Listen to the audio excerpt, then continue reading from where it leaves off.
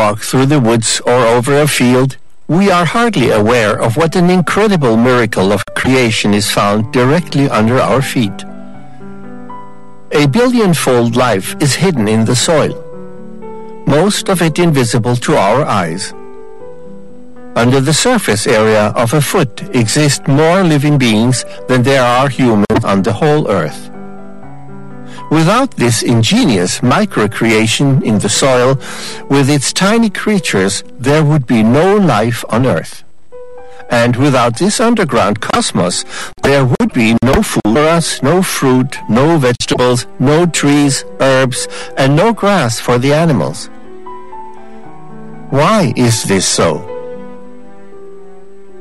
Because from the remains of dead plants, the microorganisms in the soil produce valuable humus that contains the vital minerals and nutrients necessary for the growth of plants, nutrients that would not be available solely from the air or rainwater. And this marvel of creation, the human being literally tramples on, as we shall see later in a figurative sense. Some examples may give us an idea of the unbelievable magnitude of this hidden life concealed in the top 30 centimeters of soil.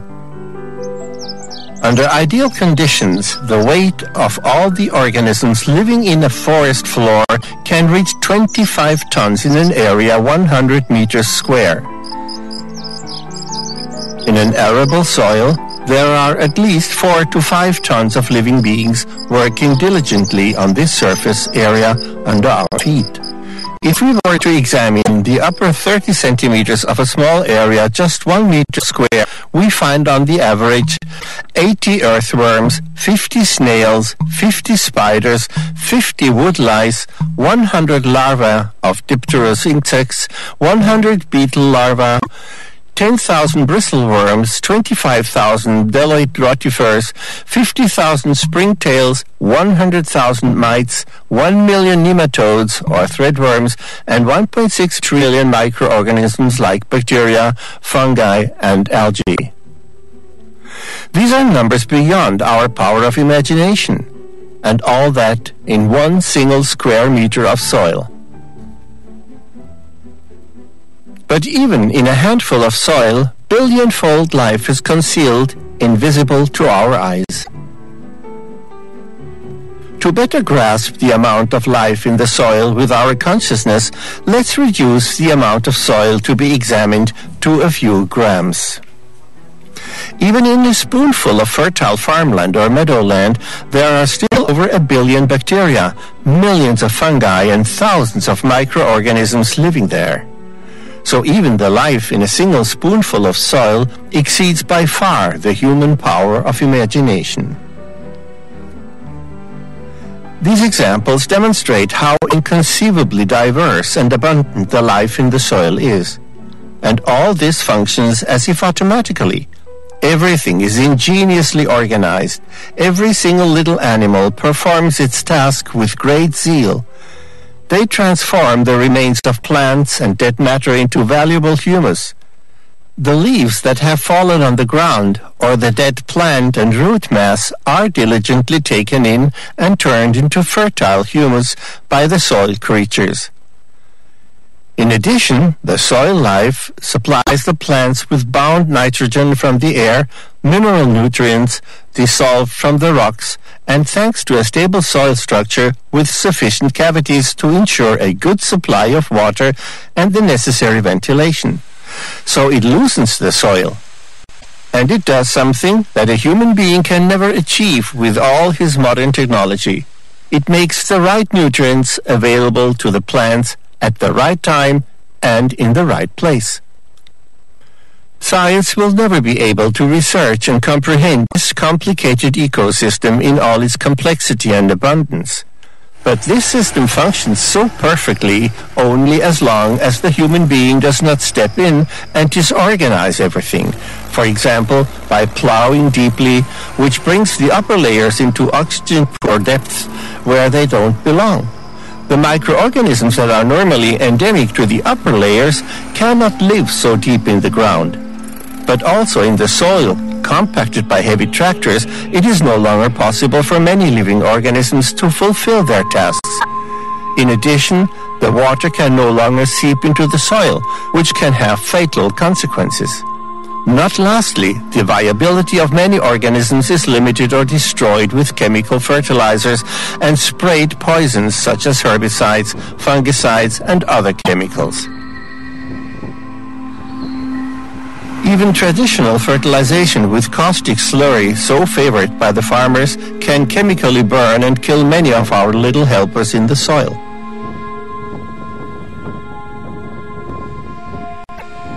Today, for many farmers, the soil has often become a mere means of production, from which, by hook or crook, they get the maximum out of it. The farmer Jens Petermann experienced how this can end up. He studied agricultural engineering and farming and operated a farm by cultivating the land and running a dairy for 13 years. One day he experienced a nasty surprise. A rather harmless rain shower washed the soil off his 19-hectare cornfield, leaving behind erosion gullies, or better said, erosion ravines, of up to 1.8 meters deep. Mr. Petermann was shocked. His field had become unrecognizable. He had operated his farm as he had learned at the university. For the first time, Petermann doubted his agricultural training and realized that something was wrong. He now wanted to get to the bottom of it himself. He realized that the soil is a sensitive biological structure and that once it has been destroyed, it needs a lot of time until it can function again. Tests on his field showed that the soil was too strongly compacted because it had been worked and fertilized too intensely. The upper layers of the soil, which should be teeming with life, were dead. By using the plow, fertilizers and pesticides, the farmer had killed the life on his own field. Thus, the water could not seep in and washed away the soil that had become unstable. After this shock, Jens Petermann now treats his soil with care and plows only rarely, and then only on the surface, and even sows the wheat directly on the harvested corn and sunflower fields. A healthy soil can develop only when the laws of nature are kept. That's his opinion today. And he warns, if we don't learn to treat the soil differently, we'll slide into a disaster. In any case, Mr. Petermann has learned his lesson. He exposes his bare fields to the weather as little as possible.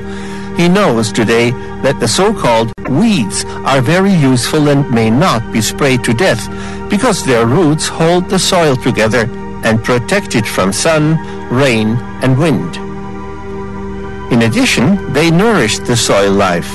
For Jens Petermann, there is no going back to a cultivation that is foreign to nature, like what he had learned in his studies, no matter how strong the economic pressure may be. He hopes that the consumers become more sensitive and develop an awareness for high-quality farm products and are also willing to pay somewhat more for good quality. But Jens Petermann is not the only farmer whose surface soil was washed away after a rain shower because of an unnatural way of farming. In Europe, per generation, a half a centimeter of soil disappears, which is washed into the ocean via the rivers. Not only water can cause great damage to unprotected fields that are cultivated conventionally, but also the wind.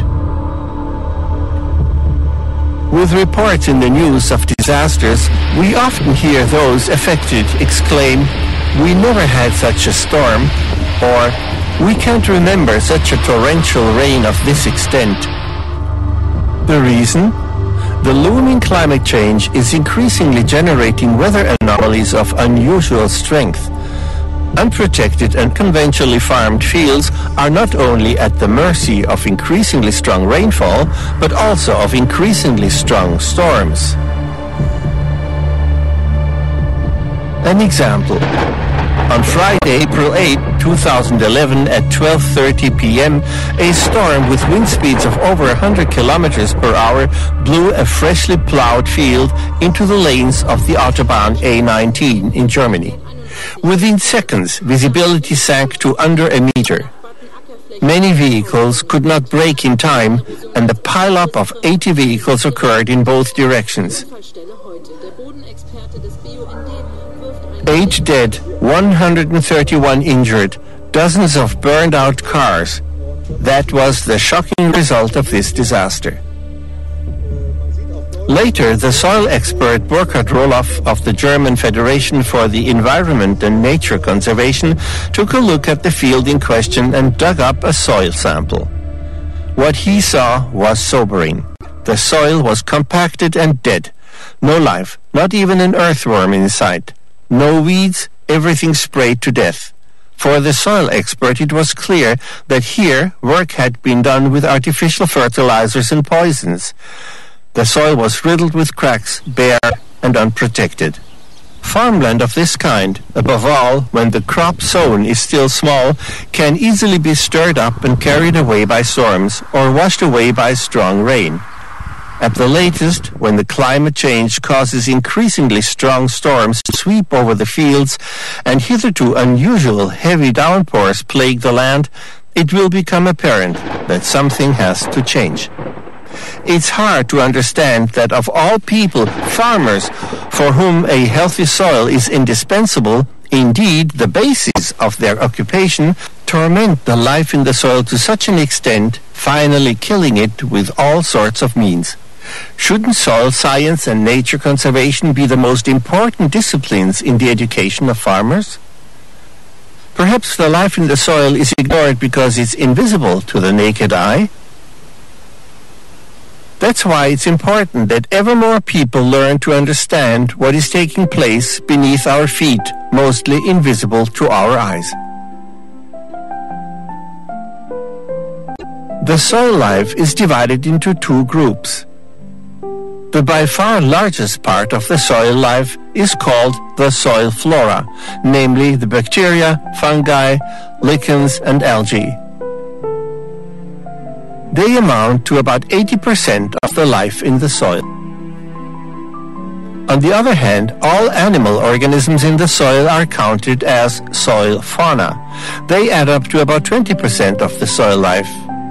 Depending on the size of the organisms, the soil fauna are divided into megafauna, macrofauna, mesofauna, and microfauna. The animals living in the soil that are larger than 20 millimeters are classified under the megafauna. They include earthworms and vertebrates that live partly or completely in the soil and have their homes and nests there, such as moles, rabbits, hamsters, badgers, marmots, and many kinds of mice. Reptiles also belong to this group, such as salamanders, newts, and amphibians. In terms of numbers, earthworms are probably the largest group of megafauna. Their way of life contributes greatly to the formation of humus and friable soil, and not lastly to ventilating the soil. Earthworms feed on leaves, grasses, and dead parts of plants. If we take a closer look at humus, perhaps with a magnifying glass, we can often find tiny worm eggs. Maybe, with luck, we can even watch the birth of a baby worm.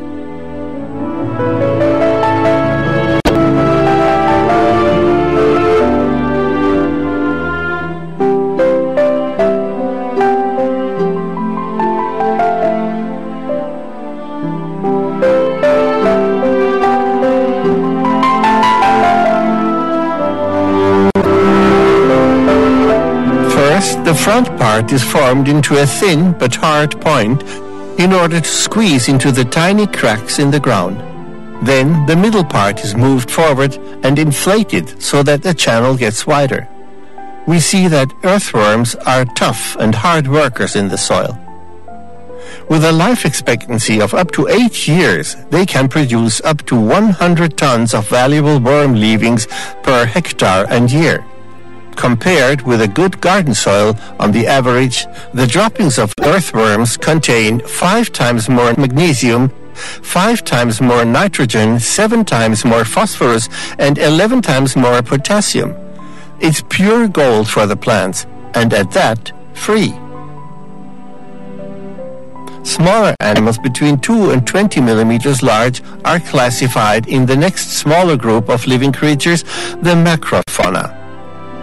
They include animals and insects such as snails, centipedes, spiders, woodlice, ants, beetles, and their larvae. What many people do not know is that snails are also industrious producers of humus. They have a tongue with tiny teeth with which they can shred parts of plants and leaves into tiny pieces. The primary work of the living creatures in the macrofauna is the coarse shredding of plant residues. Wouldn't it be nice if with simple means we were able to have a glimpse into the wonder world of soil life? For just 2 to 3 euros, you can purchase on the technology market macro lenses that fit on every cell phone camera. They are very easily fastened over the camera lens with a clip. But is it also possible to watch some of the little industrious fellows at work with this simple tool? One should be able to watch at least some of the larger representatives of the so-called macrofauna.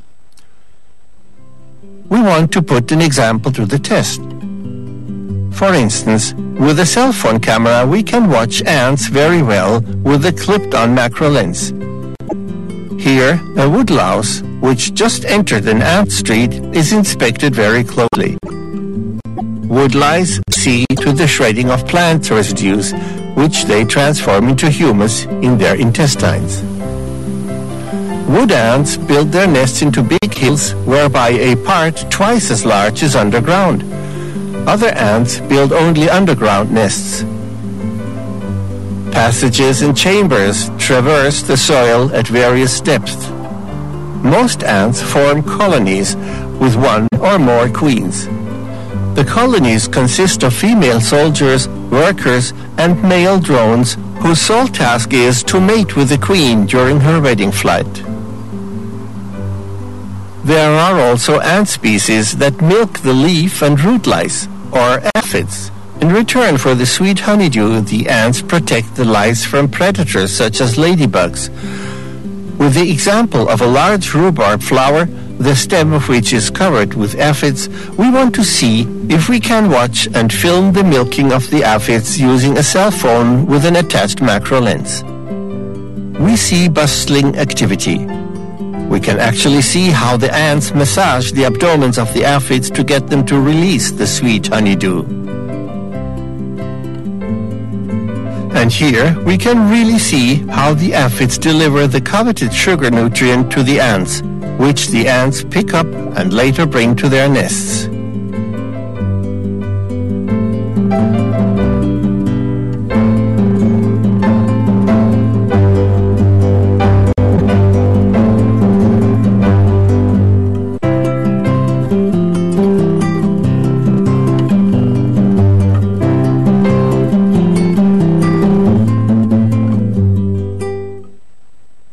All the living creatures in the soil between a size of 0.3 and 1 millimeter are classified as mesofauna. These include mites, springtails, tardigrades, rotifers, little fireworms, and bigger threadworms or nematodes. Just in a square meter of soil, there are supposed to be about 50,000 springtails at home. So in a tablespoon of soil, we should find hundreds of springtails. That's hard to believe, for when we look ever so closely at a spoonful of soil, we can't see any little animals with the naked eye. We do a test and shake a spoonful of soil into a sieve that we shake a few times over a white plate. And indeed, with our naked eye now we can see lots of tiny points hopping around. They are the springtails. In between, several mites are racing around. With the cell phone's microlens, we can watch the springtails well. They play a very important role in the formation of humus because they shred fallen leaves and other plant material. Up to now, more than 6,000 species of springtails have been discovered. Who would have thought that so much life is in just one spoonful of soil? And there are even lots and lots more creatures, most of which, however, we can see only under a microscope. With about 50,000 known species, the mites, which are also included in the mesofauna, are the most species-rich group of arachnids. Over 100 years ago, students at Harvard University compiled drawings of the different types of mites. The tiniest mites are only about 0.1 millimeter big. The majority of mite species live in the soil and make an important contribution there to the formation of humus. Under ideal conditions, up to several 100,000 live and work on one single square meter. When we sifted the spoonful of soil, several mites also fell through the sieve. Are our mites included in the drawings? We are lucky. That must be them. Only the shell has to be changed. Perfect. That's them. Even as laypersons, with luck, we can also discover still many tiny living creatures using an inexpensive school microscope. Under the microscope, a drop of water from a depression in the ground reveals a world full of life. Here, with 10 times magnification, we discover a nematode, also called an eelworm. 1 million of them live in a square meter of soil. Up to now, more than 20,000 different species have been discovered. Probably they are also the individually richest group among the multicelled animals, and according to an estimate, represent about 81% of all animal organisms. A brownish and almost graceful creature of the mesofauna is the tardigrade, also called the water bear. They are so tiny that they were not discovered until the end of the 18th century. For them, a drop of water is about as large as a football field is for people. Tardigrades have 8 legs with claws, muscles, eyes, stomachs, mouth, etc., and of course, all of them thousands of times smaller than a person, since they weigh a mere 1/1,000,000th of a gram. Tardigrades survive even the most extreme environmental conditions, for example, dryness. They enter a kind of rigor mortis. During an experiment, they even survived without oxygen and in the icy cold for 10 days in free space. Back on the Earth, they blithely continue to multiply. Other creatures in the mesofauna are the 0.1 to 0.5 millimeter large rotifers.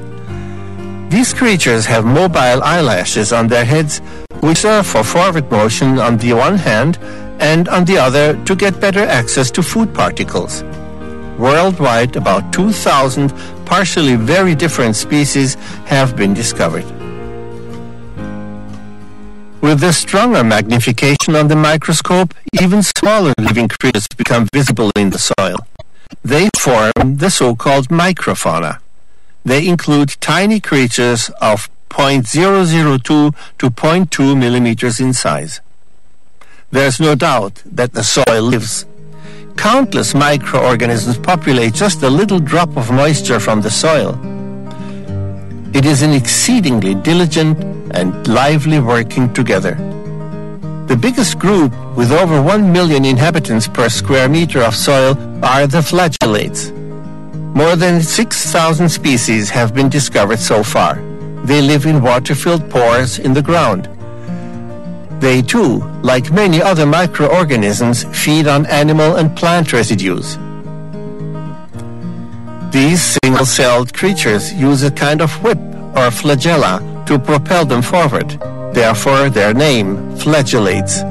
Here, a tiny creature is cheerfully swimming through our drop of water. It pulls a long, undulating flagellum behind it.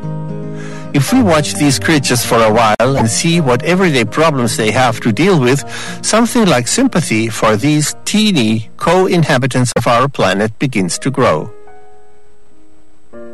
For instance, here, a tiny creature tries to get through a tunnel. It simply doesn't work. Now comes the saving idea. Backward, with a narrow tail leading the way. And here, a ball-like creature finds no exit and acts increasingly desperate. Hopefully, it finds it soon. Ah, now it's found it. Here, a tardigrade seems to be hard at work. What for the tardigrade looks like a big earth wall that needs to be moved is actually a microscopically fine, tiny piece of soil. As tiny as these creatures are, we would not see or feel hundreds of them on a moist fingertip, but they have everything they need to live. Also, a tiny beating heart, as we can clearly see here. Isn't nature an incredible miracle? In large as well as in microscopically tiny creatures? Why does humankind destroy all this ingenuity? Along with the flagellates, rhizopods and ciliates, as well as tinier nematodes, are inhabitants of the microfauna. The ciliates are likewise one-celled living creatures whose surface is often completely or partly covered with cilia, which are used for locomotion and to cause the swirling of food particles. Up to now, science has counted over 7,500 different species of ciliates. They are considered the most highly developed microscopic living beings. As already mentioned, the by far largest part of soil life, namely the bacteria, fungi, lichens, and algae, which make up about 80% of the life in the soil, are called soil flora. Bacteria are some of the tiniest and most numerous microorganisms in the soil. They promote plant growth and also improve water storage by ensuring nutrient turnover and stabilizing the soil structure.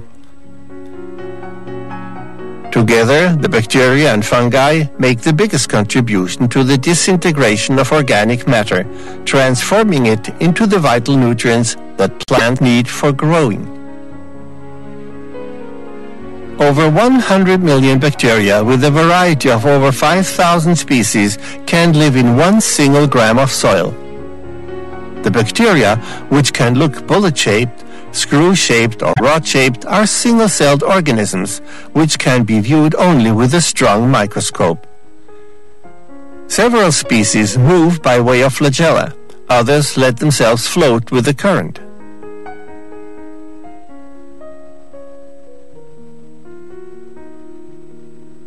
No one knows how many different species of fungi exist, and no one will ever know. Estimates reach up to 5 million species worldwide, of which, however, about 100,000 are currently recorded scientifically. When in autumn we find a so-called mushroom, that's merely the fruit body of the fungi, which has the task of spreading the seeds, or better said, the spores. The actual fungus is an underground living fine network of threads that pervades the soil. Soil fungi often grow around plant roots to support their growth by helping them take in nourishment. To do this, the fungi sometimes even emit growth hormones. This constantly growing network of fungi is always seeking moisture and nutrients, which it then transports farther to places where they are needed. Only recently, researchers have discovered that in dry places with their pipelines, fungi provide bacteria with moisture and nutrients that are vital for their survival.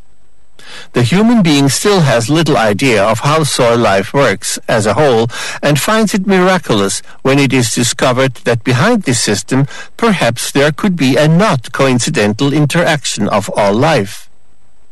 The intelligence of some life forms also leaves scientists perplexed over and over again. Recently, on a German television show called Knowledge Before 8, the incredible intelligence of a slime fungus was demonstrated in an experiment. The slime fungus immediately found the quickest way out of a labyrinth. But it gets even better. The same slime fungus managed something in a few hours that engineers needed months for. In an experiment by researchers at the Hokkaido University in Sapporo, Japan, the slime fungus found the most favorable traffic connections between Tokyo and the surrounding cities. The superimposed plan of Tokyo's railway system shows how efficiently the fungus connected the individual points. algae are also included in the soil flora. Their habitat is primarily found in the top millimeters of the soil. They release organic substances into the soil, which they sweat out. Algae are mostly single-celled plants or living beings which can form colonies or filaments, that is, thread-like structural units. Plants or living beings, because on the one hand they practice photosynthesis like plants, and on the other hand because they are mobile and can move freely, as we can see well here. We have now gotten to know the hidden life of a healthy soil. On the growth of plants, we can deduce whether or not the soil is healthy. Healthy soil does not need any artificial fertilizer for healthy grains or vegetables to grow. However, without artificial fertilizer, no grain and no vegetables will grow on dead soil because there are practically no living beings anymore that could prepare the nutrients for plant growth. A soil without life can make plants grow only artificially through chemicals. Most of the bread today sold on the market was baked with flour from grain that, as most of the vegetables sold in supermarkets, is likewise forced to grow, as it were, with chemicals applied to a dead soil. That this, seen in the long run, can have effects on the health of the body and on the mental and spiritual well-being of humans can only be assumed.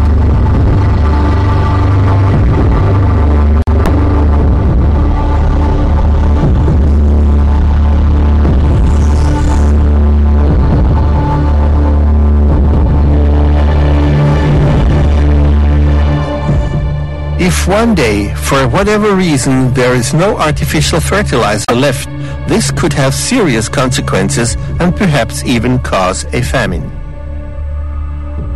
Thus, modern agricultural industry, if they want to harvest a crop on biologically more or less dead soil, is completely dependent on chemical fertilizers and also on the insect and plant obliteration poisons, because by spraying the poisons, the natural enemies of the pests are also eradicated, and thus any natural protection no longer exists. But what consequences for the environment does this have? This cultivation method that is propagated and promoted by farmers' associations, chemical companies, and not least also by the state? One should know that if you destroy with herbicides the weeds with their flowers, you automatically destroy the insects that live on the nectar of the flowers. On July 15, 2017, the German online magazine Der Spiegel ran the headline, "Ministry of the Environment warns of insects dying out, up to 80% fewer insects than in 1982. Further, we could read that the Federal Ministry of the Environment has determined a drastic decrease of many insect species in Germany, with grave results. One of the results is visible already now. If the insects are killed with insecticides and their basis of existence taken away, the flowers of the herbs and weeds via herbicides, you automatically eradicate many birds and bats because many of them live on insects." Thus, according to the Bavarian Broadcasting Company on May 10, 2016, the population of all bat species is endangered. Several are even threatened with extinction. There is only one single colony of the greater horseshoe bat still existent in Germany. It lives in the attic of an old house in the Bavarian region of the Upper Palatinate. It is similar with the birds. If they find no food for themselves and for raising their offspring, many species die out. On May 4, 2017, we could read in Spiegel Online the title, "Ever Fewer Birds in Germany." The federal government responded to an inquiry with the information that the number of birds in Germany and Europe had fallen dramatically during the last 2 decades. It said that appropriate habitats are lacking and the insects needed for their nourishment are disappearing. Politicians are warning of a silent spring. Furthermore, it said that the population of lapwings has decreased by 80%, the number of windchats by 63%, and the population of other birds is shrinking, the number of partridge even by 84%. Considering these dramatic figures, shouldn't an immediate change of thinking take place in politics and agriculture? It's not only the lack of flowers in the sprayed fields that trigger this chain reaction of dying. It's also the hedges and natural biotopes that were, and still are, being eliminated.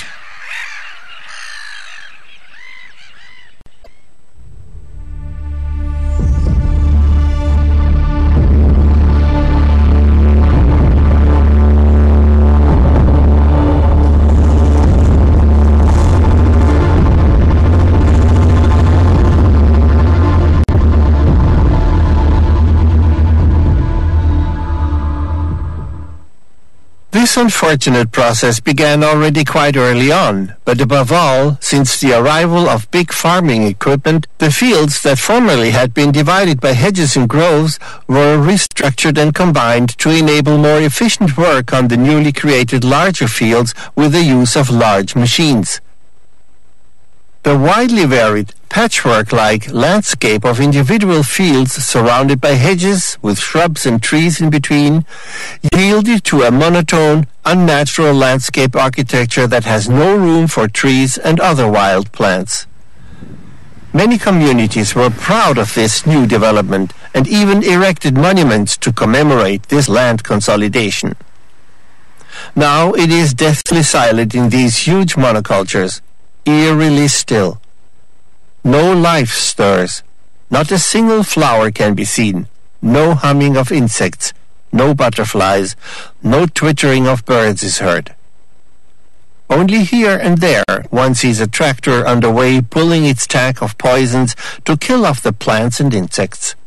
How can this killing culture that extinguishes the life in and on the soil be justified? In a world that is solely oriented toward profit, these questions may sound naive to many ears. But where should a bird find water to quench its thirst here? Formerly, there were always places where water collected, under an old willow tree, for instance.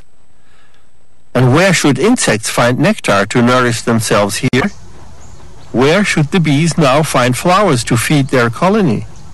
Bees are very important for humankind because many species of fruit and vegetables are pollinated by bees. If the bees disappear, things will get difficult for humankind because many foodstuffs will become scarce or disappear.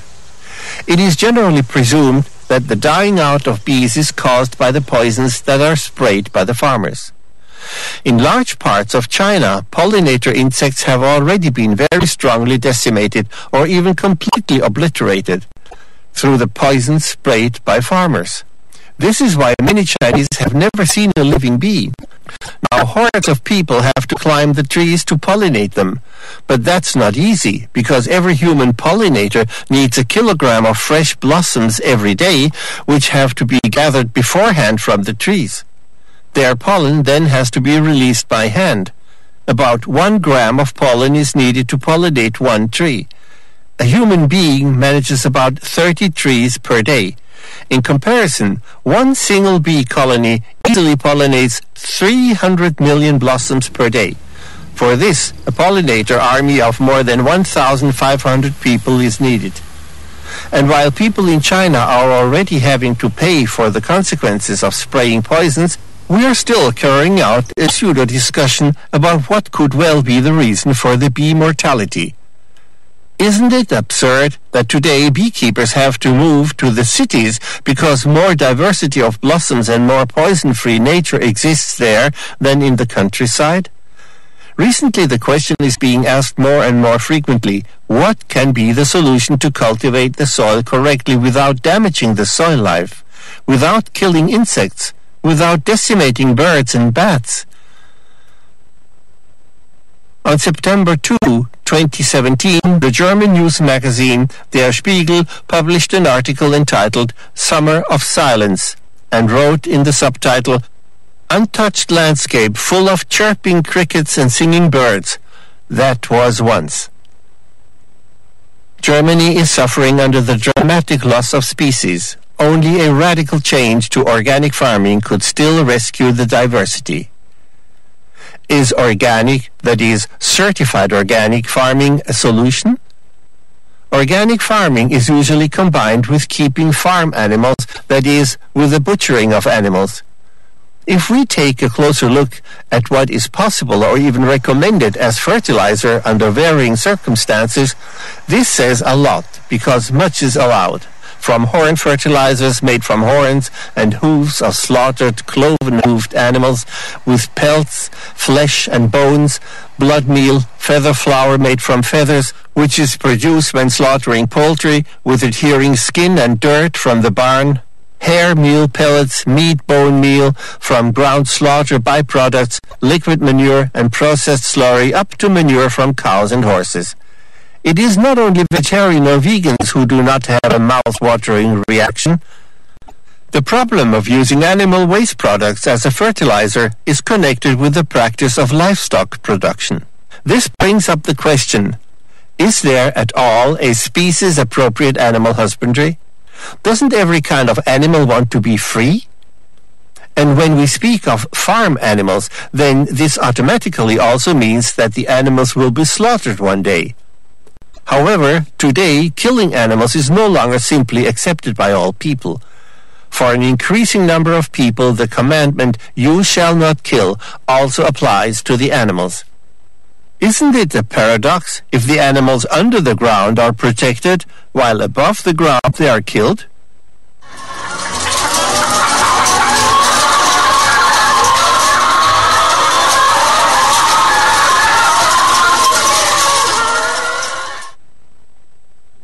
However, not all organic farmers can be lumped together, since there are great differences in their cultivation practices. Some, above all, apply vegetable compost. In any case, a great advantage of organic farming is the avoidance of using chemical fertilizers, pesticides, and genetically altered organisms, which is beneficial for the life of the soil. The alternative is organic vegan farming. In organic vegan farming, not only are chemical, but also all animal fertilizers taboo, because no animals are kept for slaughter and no products from animal husbandry or slaughter are used. Thus, no fertilizing with manure, slurry, bone, blood or horn meal, hair, pellets, etc. Organic vegan farming is a good method of cultivation to protect and promote the life in the soil. But there is an even better system. If you enter the term peaceable farming in the internet, you will see that a natural, God-pleasing treatment of nature is also possible in farming. In vegan, peaceable farming, no chemicals or poisons are used, as well as animal fertilizers like manure and slurry, because no livestock production is practiced there. No plows are used to work the soil. Instead, the soil is merely loosened on the surface so as not to disturb the soil life. In addition, the goal is a millennia-old tradition of the three-field rotation, in which the field is left fallow every third year to give the soil the necessary rest and opportunity to regenerate. During the fallow year, the field is left alone and the herbs and plants that grow on the field are produced by the soil itself. The field, with all its invisible co-workers, knows best what it needs for its own regeneration. The millennia-old tradition of three-field rotation to give the field a year's pause may, perhaps, be sneered at by some people, but the most recent research now confirms the ingeniousness of this system of cultivation. On September 23, 2017, the German television station ARD reported about a unique meadow experiment that Professor Nico Eisenhower from the Research Center for Integrative Biodiversity has been supervising for 15 years, called the Species-Rich Meadow, an Ecological Multi-Talent. For this outdoor laboratory, 100,000 square meters of meadowland was divided into 90 parcels and sown with various plants and then observed over a 15-year period. The clear result surprised the scientist. Aside from a very rich soil life, the parcel with the most plant species had the highest share of nitrogen content. Thus, it is now scientifically proven nature can do it best. Quality and the preservation of life are thus in the foreground of this vegan peaceable cultivation method, and not the quantity and thus not the profit. In order to nevertheless survive economically, direct marketing is done to people who also have an awareness of nature and animal protection and appreciate this quality. Pure natural substances are used to strengthen and fertilize the soil and the crops. For instance, in autumn, fallen leaves, plant compost, or ground rock are applied. As mentioned, no livestock production is practiced in vegan peaceable farming. Animals are respected as fellow creatures and neither killed nor eaten. All around the fields of vegan peaceable farming, many free-living animals can be seen, such as field hares or deer. They are happy about the poison-free food and the hedges that grow along the fields. A part of the harvest is especially left for these animals, for their vested right to habitats is respected. In vegan peaceable farming, the conviction is that all life is connected to each other and is in communication.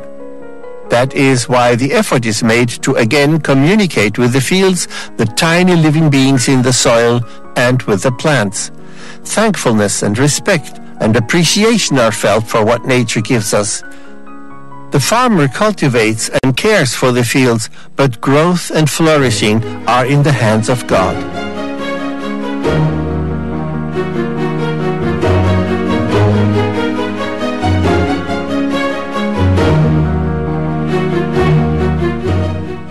So the aids and instructions for vegan peaceable farming were not invented by some farmers, but during the 1980s and 90s were conveyed through the prophetic spirit.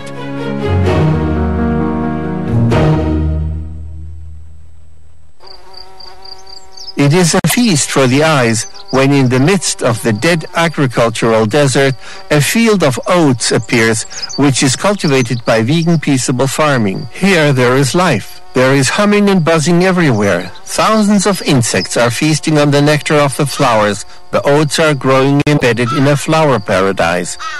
Right next to it, a field on which all the weeds have been sprayed to death. Since, in addition, chemical fertilizer is used, the life under the ground may already well be largely dead. What a difference in contrast to this living oat field. On another field, sweet lupine is being grown, which later will be used as the basis for many popular products such as spreads, patties, even lupine coffee, and much, much more. Here, too, the lupine is growing together with many blossoming weeds, better called companion plants. We see the blossoming life, for here, too, no poison is sprayed and no chemicals, not even manure or slurry, were spread on this field. The life expresses its thanks with a diversity of fine aromatic fragrances from the plants and flowers and a wonderful diversity of insects. Here we sense and see the fullness of life above, and thus also under the ground. Along with the intended 3-field rotation, which every third year gives the soil a year of rest to regenerate, so-called succession fields are also laid out. Here, nature can freely develop for an unspecified or a longer period of time so that a natural biotope-like vegetation develops. Nature can set the tone on this sunflower field as well.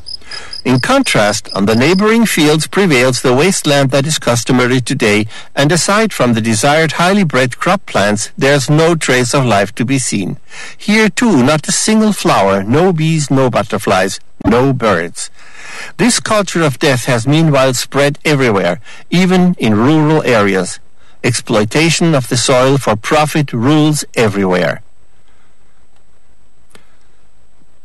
For a larger yield, the destruction of microorganisms and plants and the resulting consequences are apparently approved.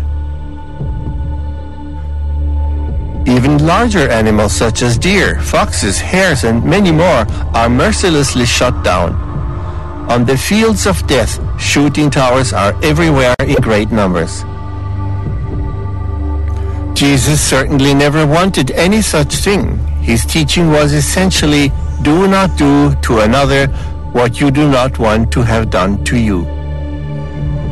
How far humankind has distanced itself from this Christian principle. Nature that has been brought out of balance reacts ever more with storms, thunderstorms, flooding, climate changes, and other phenomena and natural disasters. But who is the cause of these disasters? Who has brought nature out of balance? Nature or human beings? By now, shouldn't we be talking about human disasters instead of natural disasters?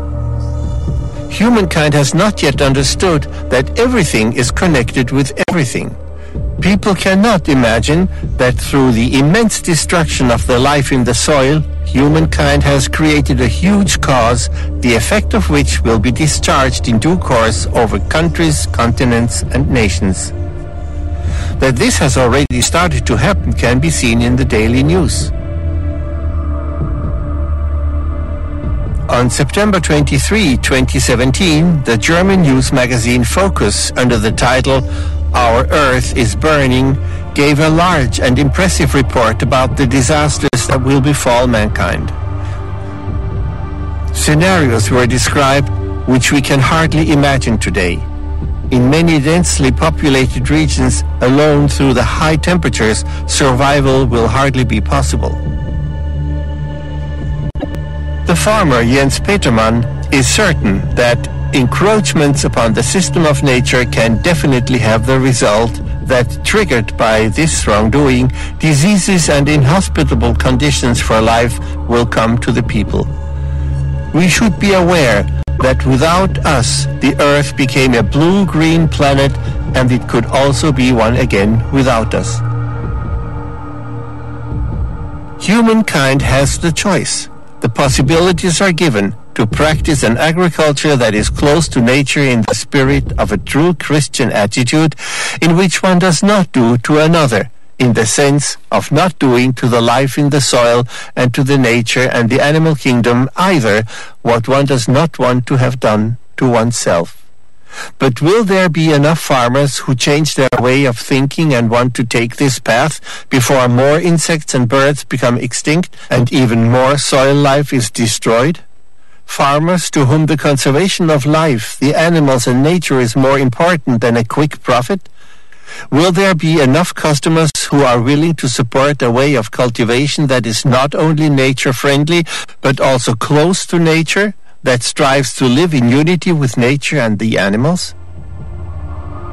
Or will everything remain as it is, and poisons, chemicals and slurry will continue to be spread on the fields which kill the soil life, causing the extinction of insects and birds and contaminating the groundwater until it is too late and humankind has single-handedly largely destroyed the basis for its life and above all for the survival of its descendants?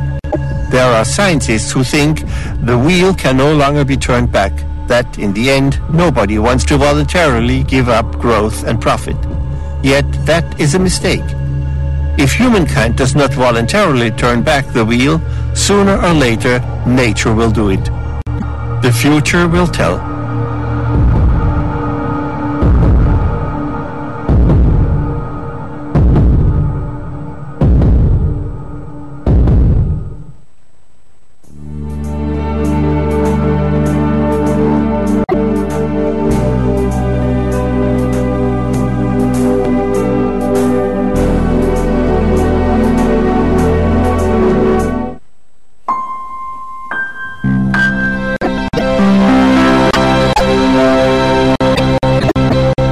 Gedanken für den Tag.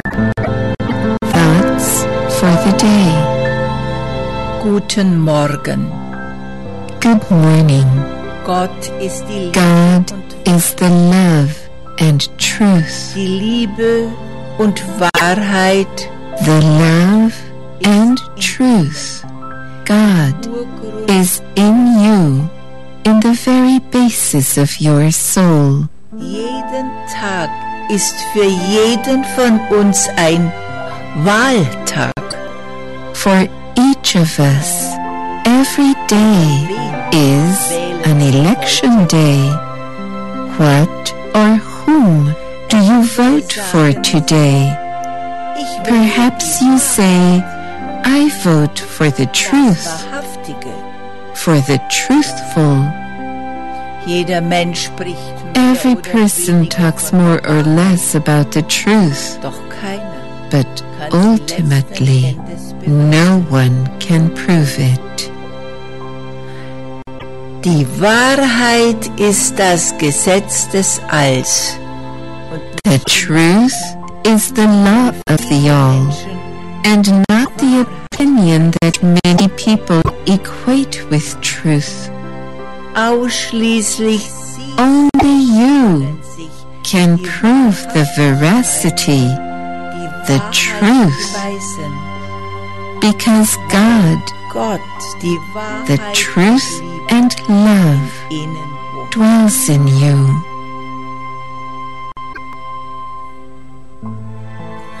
Wenn Sie wollen, If you like, Sie sich heute Morgen take a few minutes this morning to think about this.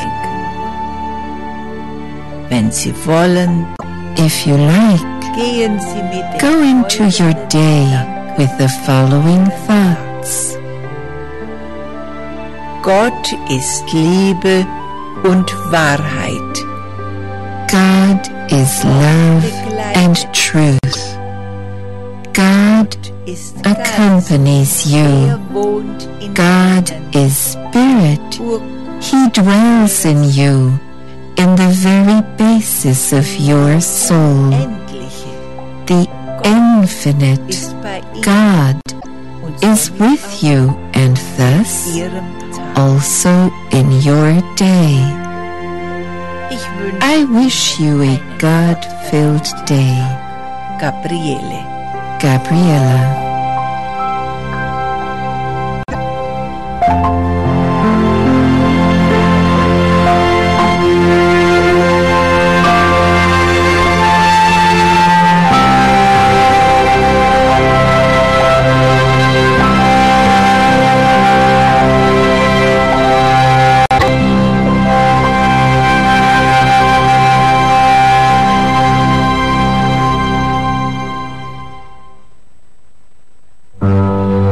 Was Jesus of Nazareth? What was his childhood and youth like? This question is asked by people all over the world who want to learn the truth about the life of the greatest teacher of mankind. Followers of the Nazarene report authentically about the life of Jesus of Nazareth, free of the interpretations and falsifications of church historians. Their sources are Christ's revelations given through Gabriella, his prophetess and emissary in our time. Who can better describe the life on earth of Jesus of Nazareth than Christ himself? He talks about his parents, Mary and Joseph, about his spiritual struggles, about his love for the animals, and the beginning of his teaching years. Who was Jesus of Nazareth, his childhood and youth? His descriptions reach our hearts, and his life is a symbol for mankind.